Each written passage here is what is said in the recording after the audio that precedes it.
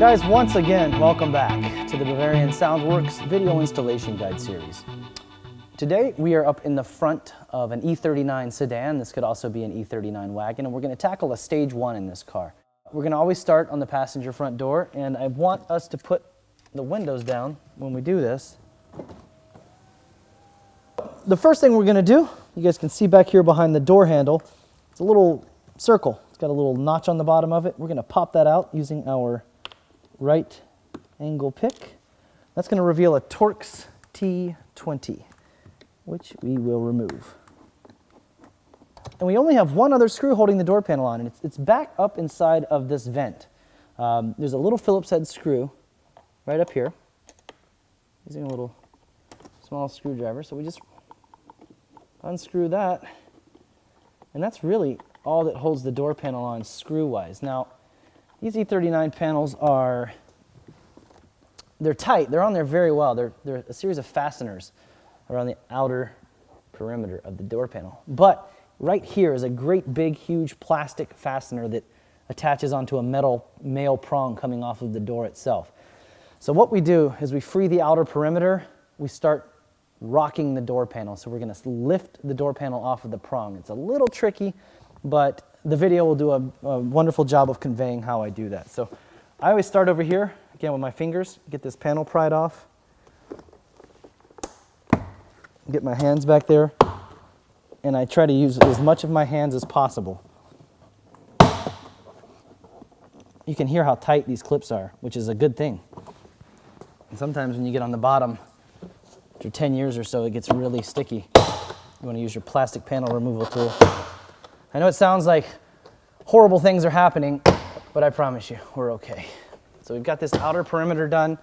Now we want to come up along the top edge. You can see, we're just using our fingers. So now the entire door is unhooked, save for this connector here in the middle. And I can remember way back when, late 1996, the first time I tried to do this, and I wish I had a video guide to show me how. It's very straightforward now because we've done it 100,000 times. What we do, you can see how we're trying to rock the door panel right now? I'm going to lift the back end up and out. So, see, now the whole panel is free. We're going to take the door handle, kind of slide it through. You guys can come back here, see what we're working with. Going to unplug the window switch by pulling down on it, and we're going to unplug the mid-range, which stays here in the door panel. And now we can take the panel. Let me go ahead and move it. I'll show you guys how. Oh no, don't forget the light. I like to forget lights in these cars. There's a little light on the bottom side. Just get that out like so. Pull it out, disconnect it. We're going to take out this entire pod here with the mid-base driver in it. It's only held on by 3 Phillips head screws. So we got one there, one here, and then we'll take this front one off too. We actually need to disconnect things first before we do that. So we're going to disconnect this plug by pushing down on this little white tab, folding that backward, popping that out, unplugging the tweeter by just lifting up. You're going to get all kinds of schmutz on your hands. Now we can unscrew the pod. And the third screws over here. We're going to take this mid-base pod up to our workspace. The first thing I'm going to do is just show you how we have this free. We're going to be replacing this mid-base. We're going to be replacing this tweeter. So let's go ahead and stop here, take this to our workspace, complete the mid-base install, and then come back and we'll knock out the tweeter. It's super straightforward. All right, so we've got our pod, our mid-base pod up on our workspace, and the procedure is going to actually be the same for the rear mid-bases. Once you get the rear mid-base assembly out, it looks a little bit different, but the install procedure is the same, so you don't necessarily have to watch it twice. First thing we need to do is remove this factory driver, and to do so, we've kind of got to peel this foam back. Don't worry, we've given you some brand new foam that we're going to use, so we can tear this up. It's not a big deal. It's usually held in by Torx T10s. I've seen them also with Phillips heads. So you don't know which one it's going to be, so you won't know until you fold it back. And I've seen sometimes they're held in, one speaker is held in by 2 different kinds of screws. I think it really depends on what day your car was built and who built it. I would use Torx screws if I was building a car. So, as you can see, this is not rocket science at all. Midwoofer, maybe kind of glued in there because it's, there we go. Now, we're going to have 2 sets of wires in this car because it had the factory phone system.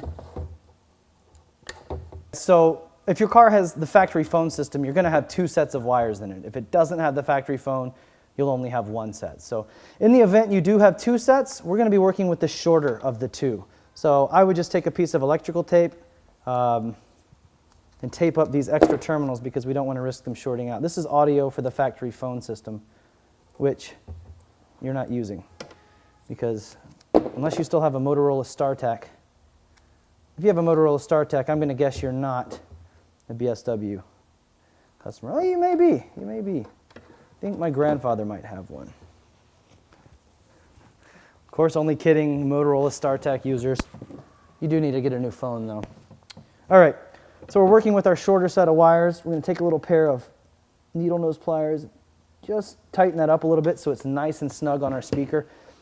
As you can see, it's got a beveled lip here with a foam gasket. This is specific to our drivers. We actually tooled this basket exclusively for these E39s and the E38, the 7 Series, which is just the bigger version of your car. You won't find this on any other speaker. You can see it's exactly like the factory speaker. There's a beveled lip with a thin rubber gasket. So we're getting an airtight seal in here, and we're not going to have to concern ourselves with any sort of air leaks or exhaustive troubleshooting after we've installed the speakers, hunting down rattles. So we actually need to get this a little bit tighter because the BMW speakers have very narrow terminals. So again, it's not complicated. You guys can see we're just plugging it on like so, and then it literally just goes right back in the way it came out. So we're going to reuse our screws, our Torx, or whatever they may have been when we... Now be very careful here because you're leaning down, you're over the speaker, you're excited because you're about to have some incredibly great sounding tunes in the car, so be very cautious as you're screwing this down because you can see one slip and you're in the speaker, and I'll know if you poked a hole in it. I don't know. I'm just kidding, guys, sort of. All right, so we're snugging all these guys down, and push it down. It's nice and tight. Now, we take our new foam gaskets, peel the backing off,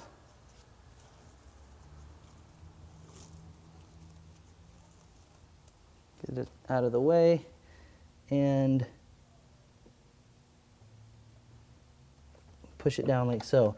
All this is doing is when the door panel goes back on the car, it's smashing this down so that there's an airtight seal between the front of the door panel and the back of the door panel. So it just keeps our mid-bass response nice and tight. It's really that simple. As you can see, we're done. I mean, we're going to take it back to the car and plug it in and everything, but that completes the mid-bass installation. Of course, the driver's side door is the same, and as we discussed, the rear mid-bass, the procedure is identical. Now, the removal process is different, but the install is the same. So let's stop here, see you guys back in the car to do the tweeter install and put this stuff back together. So we're here, back. We've reinstalled our mid-bass enclosure. We've plugged it back in. We've unplugged our tweeter, which is the blue plug. It goes in right here on the blue plug on top of the pod. I'm going to get this factory housing off and remove the tweeter. It's super straightforward. Using our plastic panel removal tool, I'm going to kind of finagle this little guy out of here. No, the plastic just came right out over it, so again, it's no big deal. All we do anyway is just fold this out like so. And you can see all we're doing is we're unhooking this plastic from around the back side here, like so, and then like that. That exposes our factory tweeter, which, as you can see, leaves an awful lot to be desired. So we're going to remove it, the bottom screw first. Oh, look at that. Now, there's a trick here because we've got to take out 2 screws. So let's get the factory tweeter out of the way. Now we put this bottom bolt back in. because we're going to attach our new tweeter to the top.